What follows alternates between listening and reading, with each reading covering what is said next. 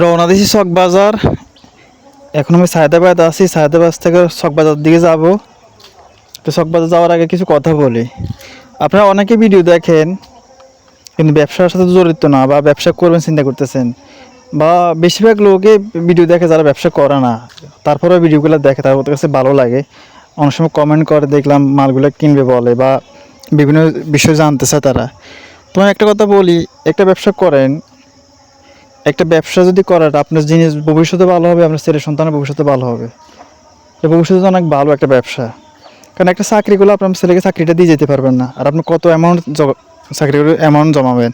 কিন্তু আপনি যদি একটা ব্যবসা দিয়ে যান, তাহলে আপনার ছেলের ভবিষ্যৎ অনেক ভালোবেসে এই ব্যবসা পরিচালনা করতে পারবে, বা আপনার পরিবারের ব্যবসা নিয়ে অনেক দূর শান্তিমতো থাকতে পারবে, খাইতে পারবে।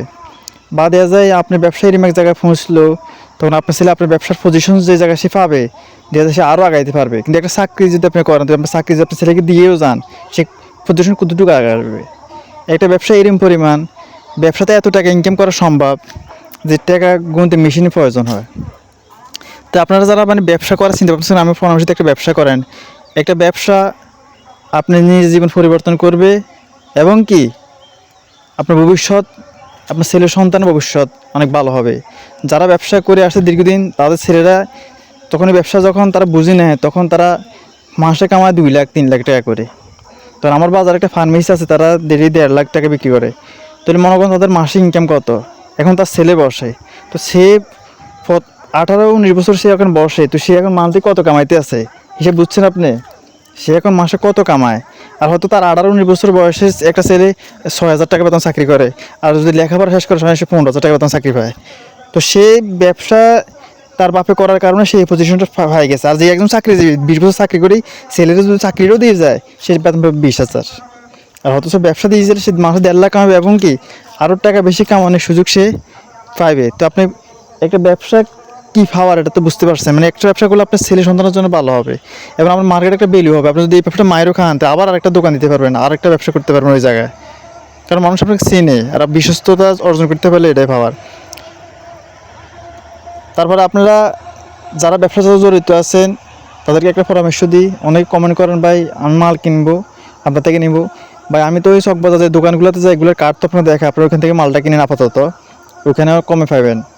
আমার থেকে নিলে পরে নিতে হবে, এখন হবে না। আপনারা ওখান থেকে মালটা কিনে সেল দেন। আর আপনারা মার্কেটিং যারা করেন, এই ব্যবসাটা খুব 20,000 টাকা করা যায়। একটা কথা মনে রাখবেন, এই মার্কেটিং ব্যবসাটা 20,000 টাকা করা যায়, কিন্তু একটা দোকান নিতে দেয় 2 লাখ টাকা লাগে। আপনি 20-30 হাজার টাকা দিয়ে ব্যবসা শুরু করতে পারবেন, ঘরে রাখি সেল দিতে পারবেন। সলকেট আসলে গ্যাস আর কলম, এগুলো তো সেল দেন, এই রানিং প্রোডাক্ট এগুলো চলে। আপনি যে দোকানের ঠিকানা দিচ্ছি, ওই দোকান ঠিকানা থেকে 20,000 টাকার মাল নিয়ে সেল দেন, ঘরে রাখি। আর আপনারা যারা করতেছেন তাদেরকে বলছি, আগে যাচাই করবেন কোন প্রোডাক্টটা আপনার এলাকায় চলে, ওই প্রোডাক্টটা নেবেন। কারণ আপনারা যদি বেশি মাল নেন, এটা পড়ে থাকলে তো আপনার লাভ নাই। এবং কি আপনি পড়ে থাকতে লাভ নাই, এবং কি আরেকটা জিনিস আছে, যদি আপনার সেল দিতে সময় বেশি লাগে তাহলে তো লাভ নাই।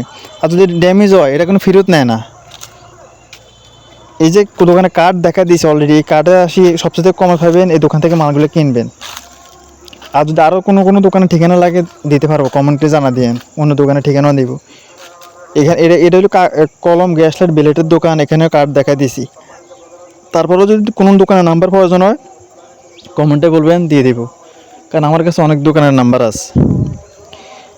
হ্যাঁ, তো আপনার কাছে যেটা বলছি, আপনারা যে প্রোডাক্টগুলো চলে আগে দামটা জানবেন, আর সিন্ডিকেট করবেন না। যে আরেকজনে দিতেছে আপনি আরও 10 টাকা কমে দেবেন, এগুলো আপনার নিজেদের সব লস হবে। আমি দেখছি, আমি যেখানে সেল দিই এখানে অনেকেই কমে দিয়ে দেয় আমার থেকেও। তাহলে আপনি যদি কমে দেন, তাহলে আমার লাভ কম হবে, আর লাভ কম হলে আপনি কীগুলো চলবেন। এবার সীমিত, আপনি তো আর ডেলি 50,000 টাকা সেল দিতেছে না যে আমার 10% লাভ হলে অনেক। আপনার পার্সেন্ট বেশি, আপনার 5,000 টাকা সেল দেন নয় রে, কেউ 3-4 হাজার টাকাও সেল দেয়। 5,000 টাকা সেল দেওয়া কিন্তু অনেক, এই ডিপার্টমেন্টে 5,000 টাকা অনেক প্রোডাক্ট। আপনারা সিন্ডিকেট করবেন না নিজেদের মধ্যে। আর যে এরিয়াতে ব্যবসায়ী আছে, আপনি ওই এরিয়াতে ব্যবসা করবেন না, অন্য এরিয়াতে যাবেন বা অন্য প্রোডাক্ট করবেন। আরেকটা ব্যবসা করতে পারেন, ক্ষুদ্র ব্যবসা, যেটা স্বল্প আয় করা যায়। তখন বাদাম কিনে বাদাম বেজে প্যাকেট করা, জালমুড়ি প্যাকেট করা, মটর ভাজা প্যাকেট করা, সেনা নাড়ু, এগুলো প্যাকেট করে বিক্রি করতে পারেন। ভাই যারা একদম স্বল্প আয়ের বা কোনো ইনকাম করতে পারতেছে না, বা কোনো পুঁজি নাই বা একদম বেকার অবস্থা আছেন, হতাশ অবস্থা আছেন, তাদের একটা পরামর্শ দিই, অল্প কিছু পুঁজি লাগবে, 1000-1200 টাকা বা 2000 টাকা। তারপরে বাদাম, সিঙ্গাড়া, লাড়ু, ঝালমুড়ি এগুলা প্যাকেট করে বিক্রি করেন, ঘরে বেজে বিক্রি করেন। যদি এরকম টিউটোরিয়াল দরকার হয় আমাকে বলবেন, আমি কীভাবে বাজবেন, কীভাবে করবেন সব বুঝিয়ে দিব। ঠিক আছে, যদি তারা প্রয়োজন হয় তারা কমেন্টে বলবেন, আমি বলে দেবো।